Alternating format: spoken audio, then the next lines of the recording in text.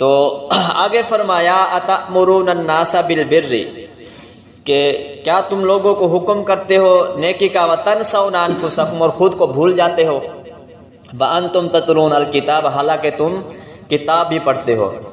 یہ آیت علماء جو یہود کے علماء تھے ان کے بارے میں نازل ہوئی ہے۔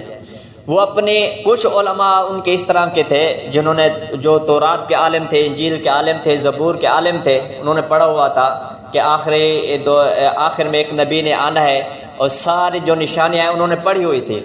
تو ان کے کچھ علماء لوگوں کو کہتے تھے کہ تم جو حضور صلی اللہ علیہ وسلم کی جو شریعت ہے اس پہ چلو، یہ جو ہماری شریعت ہے یہ صحیح نہیں ہے، جو حضور صلی اللہ علیہ وسلم کا دین اور شریعت ہے اس پہ چلو۔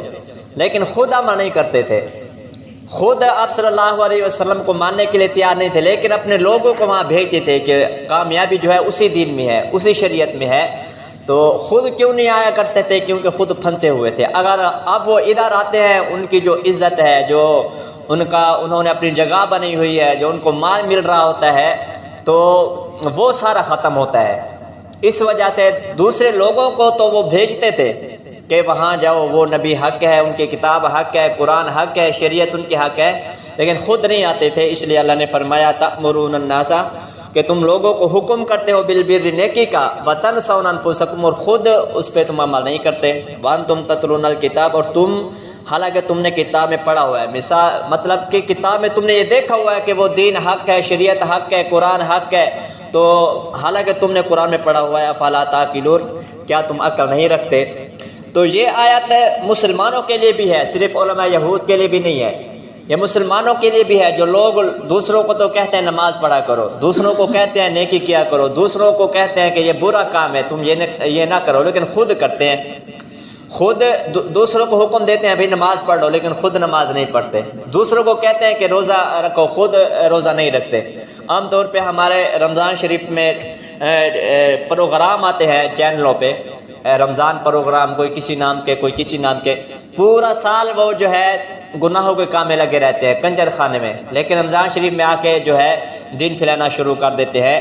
تو جب وہ دین پھیلا رہے ہوتے ہیں تو آدمی خود ان کو دیکھے، سر سے لے کے پاؤں تک کوئی چیز بھی ان کے جسم پہ شریعت کے مطابق نہیں ہوتی، لیکن دوسروں کو وہ حکم کر رہے ہوتے ہیں، شریعت کا دین سکھا رہے ہوتے ہیں۔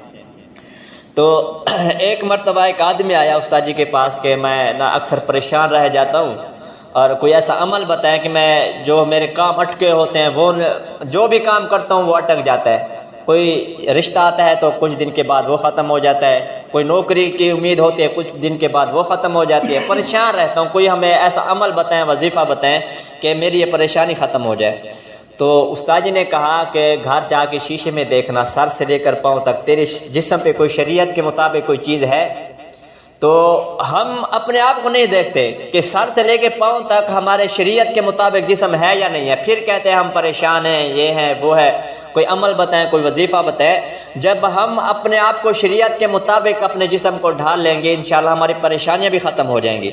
تو کچھ لوگ آ جاتے ہیں دین سکھانے، لیکن خود وہ اس پہ عمل نہیں کرتے، ان کا جو جسم ہوتا ہے شریعت کے مطابق نہیں ہوتا۔ تو یہ آیت جو ہے مسلمانوں پہ بھی فٹ آتی ہے کہ اتأمرون الناس بالبر، کہ تم لوگوں کو حکم کرتے ہو، لوگوں کو دین سکھاتے ہو، لوگوں کو نیکی سکھاتے ہو، وتنسون انفسکم، اور خود کو تم بھول جاتے ہو، خود اس پہ عمل نہیں کرتے، وانتم تتلون الکتاب، حالانکہ تم کتاب بھی پڑھتے ہو، افلا تعقلون، کیا تم عقل نہیں رکھتے؟ اللہ تعالیٰ سمجھ کے کی توفیق عطا فرمائے۔